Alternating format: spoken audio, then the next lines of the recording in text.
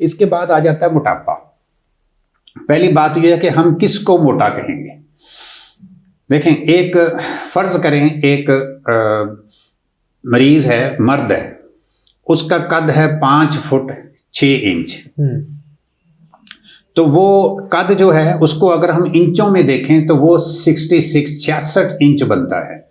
तो उसको हमने प्लस करके करना होता है 66 से लेकर 10% प्लस करें तो 66 से लेकर 72 किलो तक उसका वजन होना चाहिए। इसी तरह अगर कोई औरत है 6 फुट 6 इंच की, तो उसको 66 से हमने नीचे की तरफ लाना होता है, तो वो 60 से लेकर 66 यानी कि 66 के दरमियान उसका वजन होना चाहिए। उसके बाद आ जाता है कि दूसरा म्यार जो मोटापे का है वो है पेट का।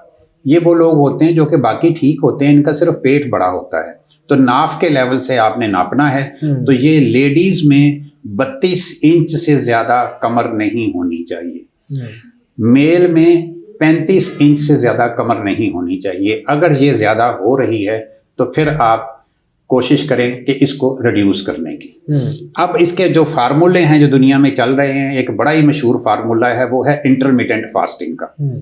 ये बहुत आजकल पॉपुलर है और इफेक्टिव भी है। इसमें क्या करना होता है कि दिन के 24 घंटे को 2 हिस्सों में तकसीम करना होता है। एक 16 घंटे जिसमें आपने कुछ नहीं खाना, सिर्फ पानी पी सकते हैं, और एक है 8 घंटे जिसमें आप खा पी सकते हैं।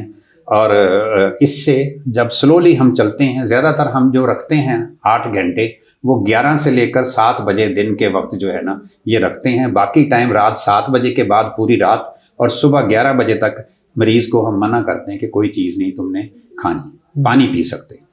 तो इसके साथ देखा गया है कि वज़न कम होता है। दूसरा मेथड है जिसको हम कहते हैं कीटो डाइट। कीटो डाइट में क्या होता है, हम कार्बोहाइड्रेट निशास्ता बंद कर देते हैं। मरीज को कहते हैं तुमने कार्बोहाइड्रेट नहीं खाने, और आप प्रोटीन भी ले सकते हो और आप वो भी ले सकते हो, चिकनाई भी ले सकते हो। उसके साथ भी देखा गया है कि वज़न बहुत कम होता है। लेकिन अगर आप कीटो डाइट और इंटरमिटेंट फास्टिंग को मिक्स कर लें तो आपको ज़्यादा अच्छे रिजल्ट मिलते हैं। फिर एक और तरीका है जिसमें हम अनाज और बंद करते हैं, अनाज बंद करते हैं और कार्बोहाइड्रेट बंद करते हैं। जिसमें हम क्या करते हैं, चीनी, चपाती, चावल और चिकनाई, इन चारों चीज़ों का हम मरीज को कहते हैं कि आप कम इस्तेमाल करें। ये चारों चीज़ें अगर वो कम इस्तेमाल करते हैं, बंद नहीं करते, लेकिन अगर वो कम इस्तेमाल करते हैं तो उसके साथ भी वजन कम होना शुरू हो जाता है। बिल्कुल सही है सर। इसमें एक और भी तरीका होता है, वो ये होता है कि आप मरीज को प्रोटीन डाइट देते हैं। लेकिन प्रोटीन डाइट की एक बंदिश ये है कि ये सिर्फ आप यंग लोगों को दे सकते हैं। जिनकी उम्र 50 से ज़्यादा है उनको प्रोटीन डाइट पे नहीं डाला जा सकता, गुर्दों का रिस्क हो सकता है।